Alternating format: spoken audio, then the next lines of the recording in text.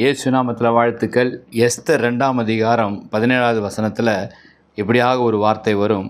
அவளுக்கு அவன் சமூகத்தில் அதிக தயையும் பட்சமும் கிடைத்தது. ராஜாவுடைய கண்களில் எஸ்தருக்கு தயவும் பட்சமும் அன்பும் கிடைத்தது. இன்றைக்கு அநேகர் நம்ம தேசத்தில் அன்பே இல்லை, அன்பு தணிந்து போன ஒரு சூழ்நிலையில் நம்ம வாழ்ந்து கொண்டிருக்கிறோம்.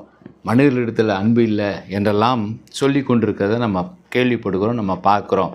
சமீபத்தில் இந்த ஜூலை மாதம் வயநாடு கேரளாவில் நிலச்சரிவு நடந்தது. 100க்கும் மேலே மனிதர்கள் மண்ணோட மண்ணாக புதைந்து போனாங்க.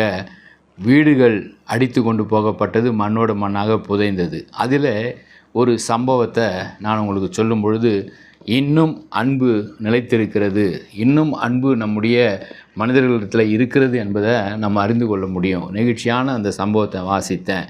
ஒரு பெண், அந்த பெண்ணுக்கு கடந்த மாதத்தில் அவங்க வீடு கட்டி புதுசாக வீடு கட்டி புதுமனை புகுவிழா நடத்துகிறாங்க. அந்த ஃபோட்டோஸ் எல்லாம் போட்டிருக்கிறாங்க.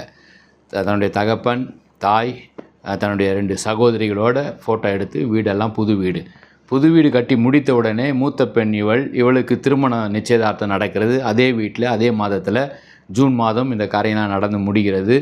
ஜூலை மாதத்தில் இந்த நிலச்சரிவு நடக்கிறதுக்கு முன்பாக நடந்து முடிந்த உடனே இவள் வேலை விஷயமாக வெளியே போயிருந்தனால இவள் மாத்திரம் தப்பித்து கொண்டால். இவள் வீடு, புதிதாக கட்டப்பட்ட வீடு, தாய், தகப்பன், மற்ற சகோதரர் எல்லாரும் மண்ணோடு மண்ணாக புதைந்து போனார்கள். இருக்கிற இடமே தெரியவில்லை. இவள் வந்து பார்க்கும் பொழுது அந்த இடம் முழுவதும் வெறும் மண்மேடாக இருக்கிறது. முகாமில் போய் தங்க வைக்கப்பட்டாள். இவளுக்கு பெரிய கவலை. தாய் போய்விட்டார், தகப்பன் போய்விட்டார், சகோதரிகள் போயாச்சு. அவ்வளவுக்கு ஆசையாக கட்டின வீடு மண்ணோட மண்ணாக போய்விட்டது. இவள் திருமணத்துக்கு சேர்த்து வைத்த நகைகள் 15-20 சவரன் போய்விட்டது. திருமணத்துக்கு சேர்த்து வைத்த 4 லட்சம் ரூபாய் ரொக்கப்பணம் அதுவும் தொலைந்து போனது.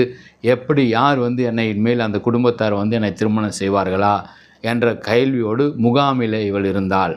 அந்த திருமண வீட்டார் வந்தாங்க. அந்த நிச்சயிக்கப்பட்ட மாப்பிள்ளையும் வந்தான்.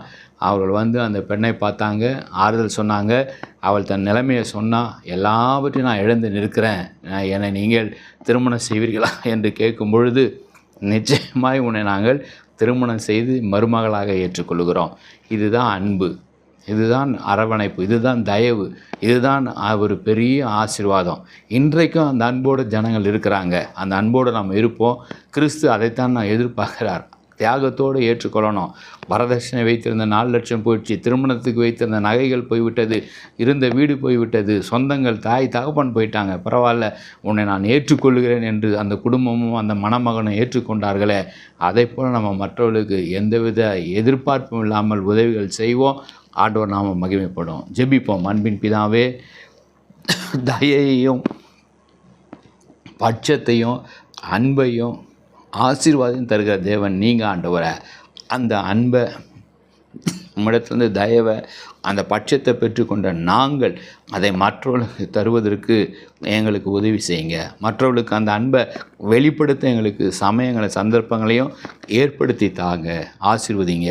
இயேசு நல்ல பிதாவே, ஆமேன். God bless you.